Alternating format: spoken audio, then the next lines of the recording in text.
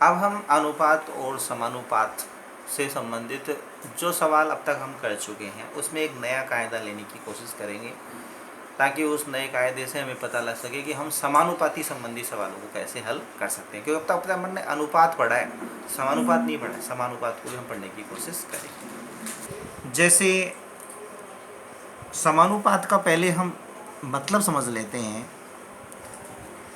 क्या होता है कि अनुपात में तो केवल हम 2 ही संख्या लेते हैं, समानुपात में हमें 4 संख्याएं लेनी होती हैं।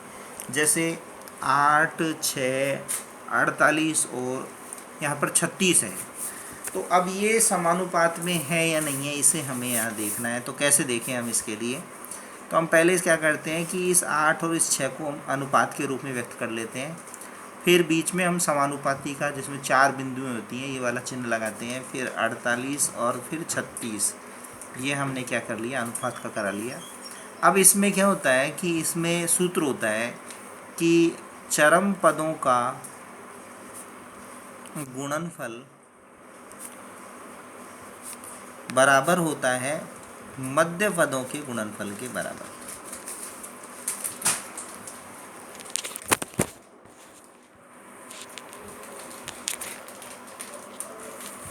मध्य पदों के गुणनफल के बराबर होता है। तो इसका क्या मतलब है? जो कि चरम पद का मतलब होता है ये वाला और इसके बाहर वाला ये, और मध्य पद का मतलब होता है ये वाला और ये वाला।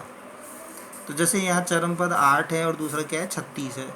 तो हम क्या करते हैं, 36 गुणा 8 बराबर, अब यहाँ मध्य पद क्या है, 48 और 6 है। तो 48 गुणा 6, इनको हल करने की कोशिश करते हैं। देखो करते हैं तो 8 छिंग 48, 8 छिंग 48 का 8 हासिल की क्या हो गई, 4, और 8 दिया 24, 24 और 4 कितने हो गए, 28। तो 288 हो गए। इधर करें तो 8 छिंग 48, 48 का 8 हासिल की क्या हो गई, 4। इसी प्रकार 6 चौका 24, 24 और 4 कितने हो गए, 28। तो यहाँ पर इसका आंसर बराबर आ रहा है। तो हम नीचे लिख सकते हैं कि हाँ, यह संख्या समानुपाती है। अब यदि ये बराबर नहीं आता तो हम ये लिखते हैं कि समानुपाती नहीं है। जैसे सत्य और असत्य को पहचानो, इससे संबंधित कुछ सवाल आ रहे हैं। जैसे 20 अनुपात 60 समानुपात 45 अनुपात 15 अनुपात 45।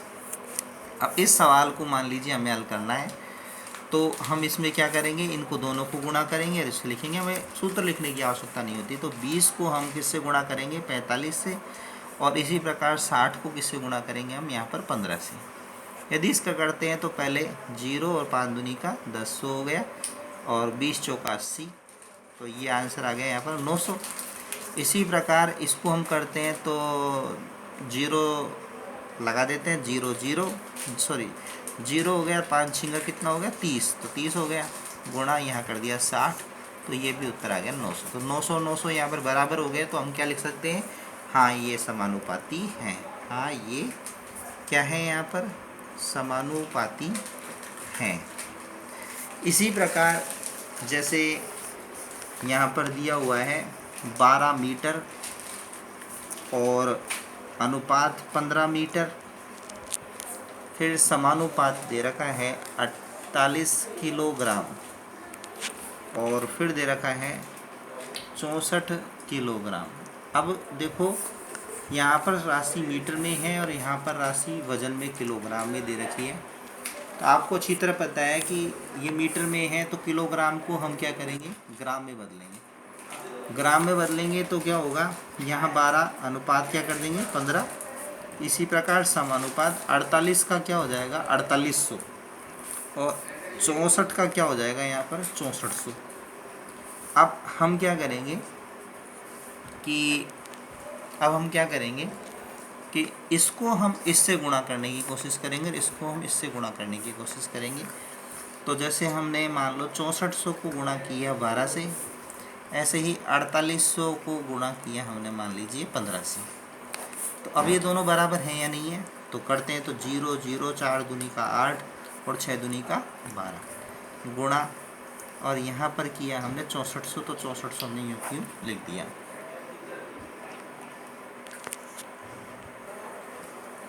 तो यहाँ पर हमने 6400 लिख दिया। अब यहाँ हम 0 लगा देते हैं, यहाँ भी 0, यहाँ 8, यहाँ कितना हो गया 4 और 2 6, और ये हो गया 7। इसी प्रकार अब इसको गुणा करके देखते हैं तो 0 0, फिर 8 और 5 40 का 0 हासिल की 4, और 5 चौ का 20, और 20 और 4 कितने हो जाते हैं 24,000 हो गए। गुणा लगाया और यहाँ पर कर दिया हमने 4800। 0 0 0, 8 और 4 12 का 2 हासिल की 1, और 6 और ये कितना हो गया 7, तो यहाँ आ रहा है 72,000। तो अब देखा तो हमने अलग अलग आ रहा है, तो यह संख्या क्या नहीं है, समानुपाती नहीं है। अब जैसे हम क्या करते हैं, एक सवाल ले लेते हैं, 39 व्यक्ति, 65 व्यक्ति, और इसी प्रकार 9 व्यक्ति, और हम ले लेते 9 लीटर और 15 लीटर। अब यहाँ पर जो देखने वाली चीज़ है, तो ये लीटर में दे रखी है, ठीक है ना। तो अब यहाँ पर हमें क्या करना होगा कि लीटर में कोई भी चीज़ है तो उसको अपन क्या करते हैं, मिलीलीटर में बदल लेते हैं, क्योंकि हमें मिलीलीटर में बदलेंगे तो हम इसको तो इससे गुणा करेंगे, लीटर में करते हैं तो उसका कोई फ़ायदा नहीं है, और इसको हम इससे गुणा करेंगे। तो पहले 39 अनुपात क्या हो जाएगा 65। इसी प्रकार समानुपात लगाएंगे तो 9 का क्या हो जाएगा 9000 लीटर, लीटर है ना, ये मिलीलीटर में बदलेंगे 9000 हो जाएगा, और इसी प्रकार यहाँ हो जाएगा 15,000 मिलीलीटर। अब हमें गुणा करना है, इसको तो हम किससे करेंगे, इससे, और इसको करेंगे इससे। तो 15,000 को हम किससे गुणा करेंगे 39 से, और 9,000 को हम किससे गुणा करेंगे 65 से। करके देखें तो यहाँ पर हम क्या करते हैं, हम 0 0 0 9 से गुणा करें, 9 पंजो 45 का 5, और हासिल की 4, 9 एकम 9 और 1, 9 एकम 9 और 4 कितने हो गए 13, गुणा यहाँ पर 15,000 का 3 से गुणा करेंगे तो 45,000 हो जाएगा ना, तो इसको डायरेक्ट ही लिख देते हैं अपन 45,000। तो यहाँ 0 0 0, यहाँ 5, यहाँ 8, और ये कितना हो गया यहाँ पर 5।